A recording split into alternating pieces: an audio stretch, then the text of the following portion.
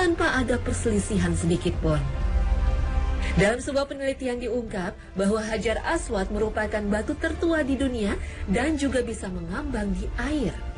Di sebuah museum di negara Inggris, ada 3 buah batu potongan tersebut dan pihak museum juga mengatakan bahwa bongkahan batu-batu tersebut bukan berasal dari sistem tata surya kita. Rasulullah Shallallahu Alaihi Wasallam bersabda dalam salah satu hadisnya, Hajar Aswad itu diturunkan dari surga, warnanya lebih putih daripada susu, dan dosa-dosa anak cucu Adamlah yang menjadikannya hitam. Ka'bah berbentuk bangunan kubus berukuran 12 kali 10 kali 15 meter. Dibangun berupa tembok segi 4 yang terbuat dari batu-batu besar yang berasal dari gunung-gunung di sekitar Mekah. Ka'bah juga mempunyai 4 sudut atau dinding yang keempat dinding tersebut memiliki nama masing-masing. Adapun keempat sudut atau dinding tersebut adalah sebelah utara rukun Iraki, sebelah barat rukun Syam, sebelah selatan rukun Yamani, dan sebelah timur rukun Aswadi. Allah telah menjadikan Ka'bah, rumah suci itu, sebagai pusat peribadatan dan urusan dunia bagi manusia. Dan demikian pula bulan Haram, hadnya Khalaid. Allah menjadikan yang demikian itu agar kamu tahu bahwa sesungguhnya Allah mengetahui apa yang ada di langit dan apa yang ada di bumi, dan bahwa sesungguhnya Allah Maha mengetahui segala sesuatu. Al-Quran Surah Al-Ma'idah ayat 97.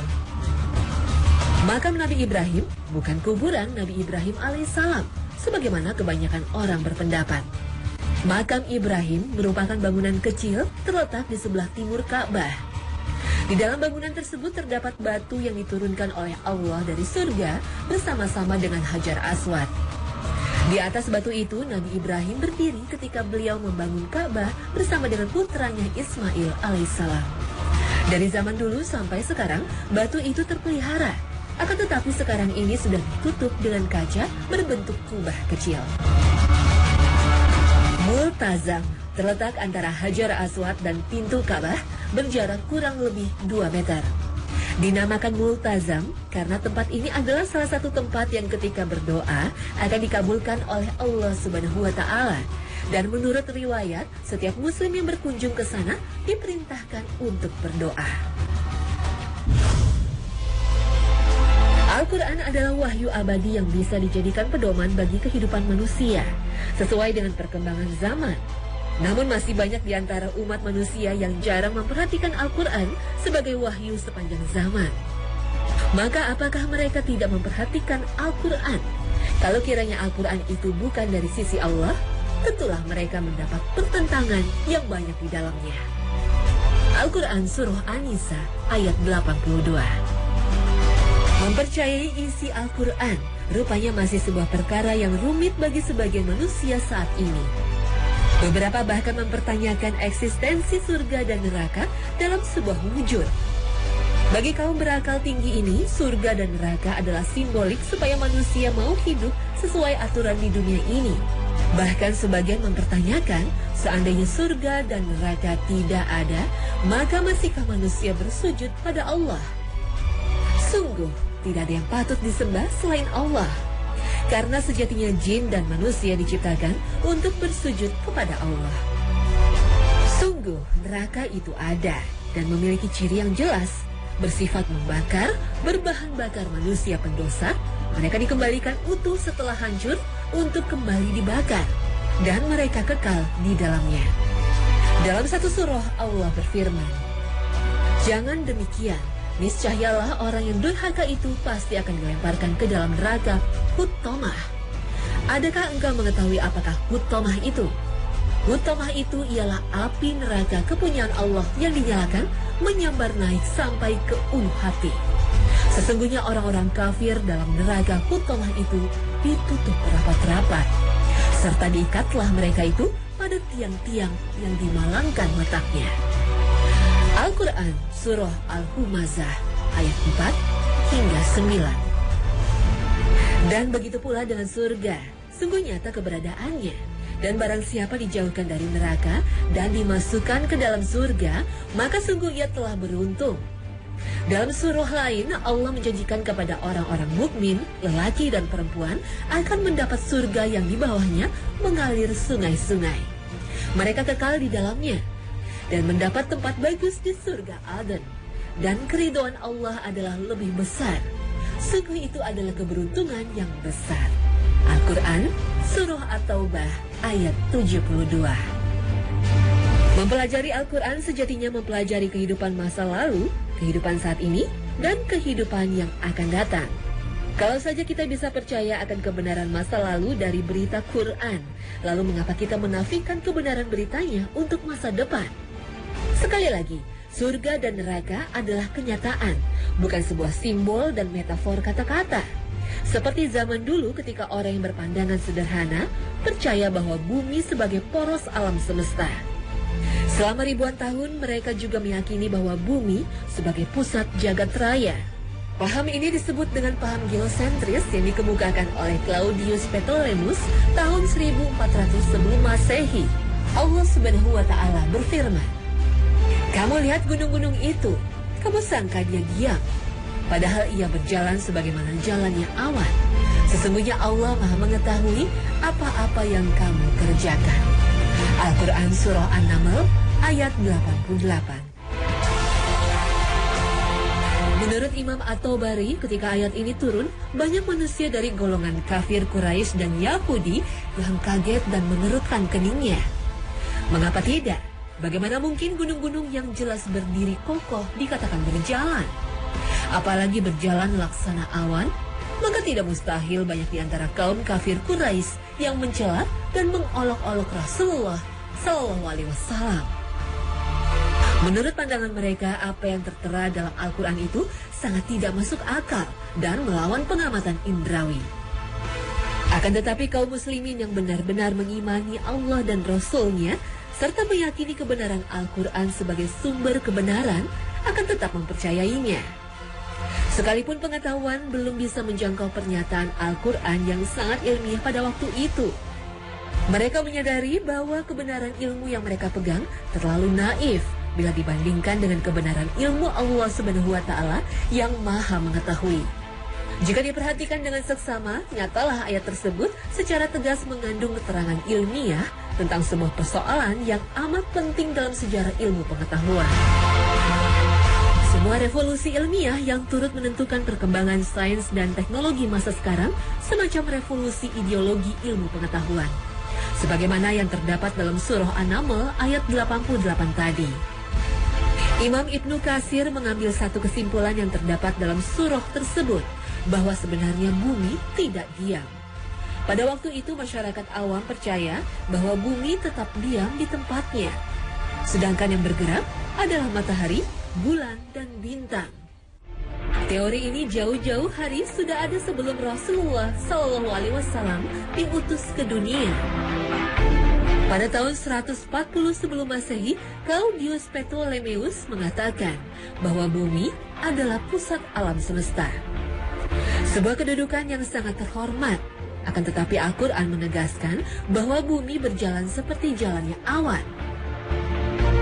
Artinya bumi bukan hanya sekedar berotasi di tempat, melainkan betul-betul berpindah tempat dari satu titik ke titik yang lain. Maka dengan jelas sesuatu yang beredar mengelilingi sesuatu yang lain tidak dapat disebut sebagai pusat. Sebab yang namanya pusat pastilah statis dan tidak berpindah-pindah secara mutlak. Penelitian selanjutnya dilakukan oleh Galileo seakan memperkuat konsep heliosentrik. Observasi lain juga dilakukan lewat beberapa tokoh, sebut saja seperti Kepler dan Newton, juga Copernicus. Dalam perkembangan selanjutnya, teori ini menyebutkan bahwa matahari bukan sebagai pusat alam semesta, melainkan pusat galaksi Bima Sakti. Sementara Al-Quran menjelaskan dan memberikan pandangan terhadap konsep heliosentrik yang dikemukakan oleh para astronom tersebut. Dialah yang telah menciptakan malam dan siang, matahari dan bulan. Masing-masing beredar pada garis edar orbitnya.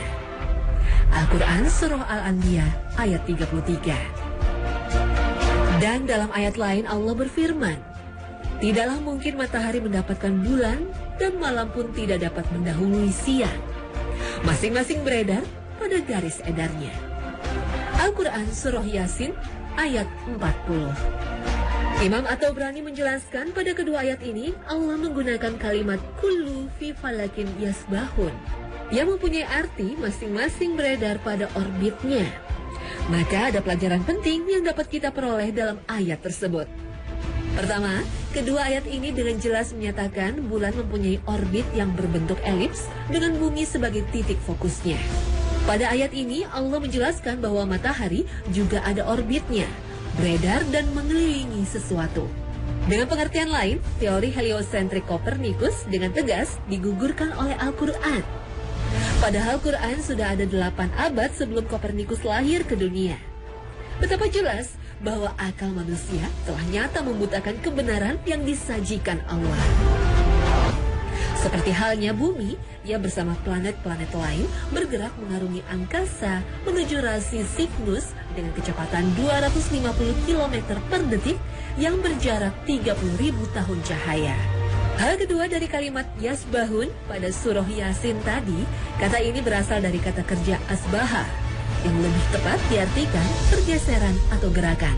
Ayat ini menjelaskan bahwa matahari tidak diam. Matahari seperti bintang-bintang yang lain, bergerak dengan cara tertentu dan sangat terencana. Ini bisa terjadi karena walau matahari sejatinya sebagai pusat tata surya, namun bukan sebagai pusat galaksi Bima Sakti. Al-Quran dengan tegas mampu menjawab dan menjelaskan setiap fenomena yang ada. Sebuah wahyu yang mampu memberikan jawaban yang pada hakikatnya menjadi landasan teori iptek pada manusia.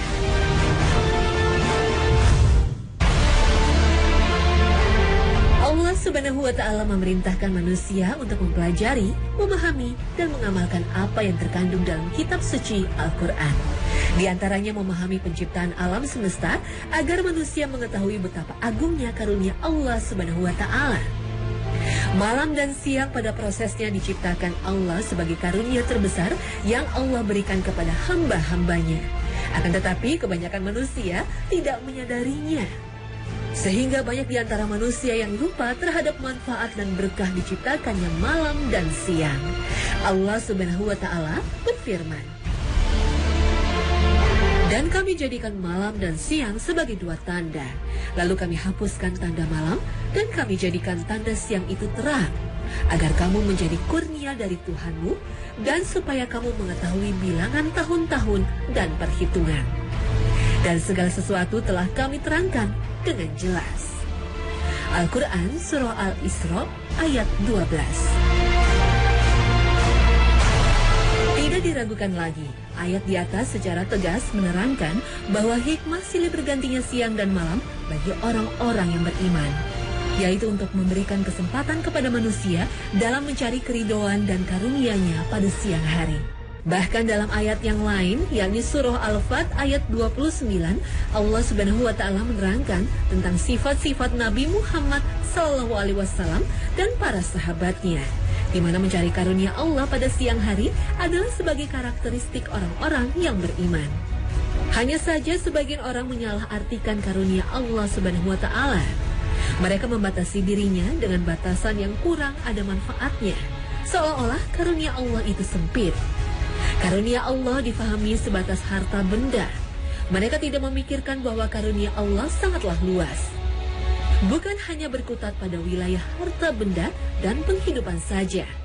Banyak ciptaan Allah yang kalau kita renungkan semuanya akan menjadi karunia terbesar yang Allah berikan kepada kita. Karena semua makhluk telah ditetapkan rezekinya oleh Allah Subhanahu wa Ta'ala sesuai dengan porsinya masing-masing. Sebagaimana firman Allah Subhanahu wa Ta'ala, "Dan tidak ada satu binatang melata pun di bumi, melainkan Allah lah yang memberikan rezekinya. Dan Dia mengetahui tempat berdiam binatang itu di persembunyiannya.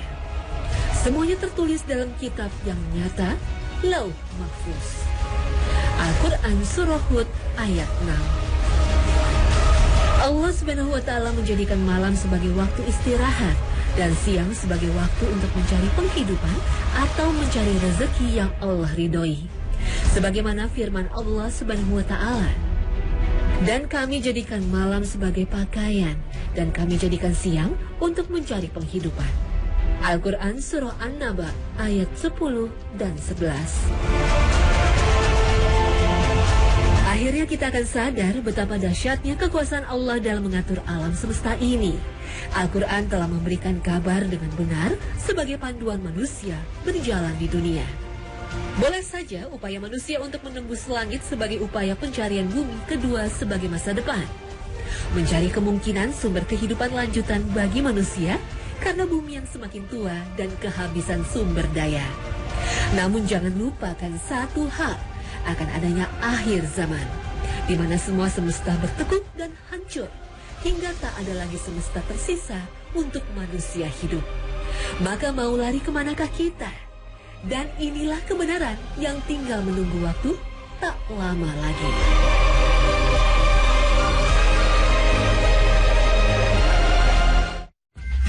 Temukan style hijabmu dalam Dua Hijab.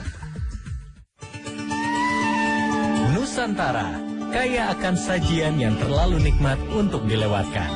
Jelajahi dan nikmati kelezatannya. Bila perlu, minum Hemaviton Cardio pada waktu atau setelah makan.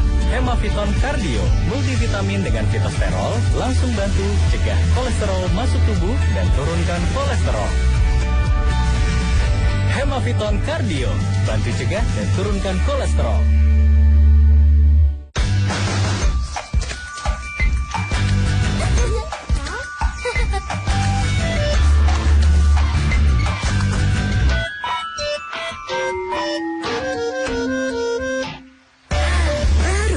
Cair dengan busa 2 kali lipat untuk 2 kali lebih efektif menghilangkan noda.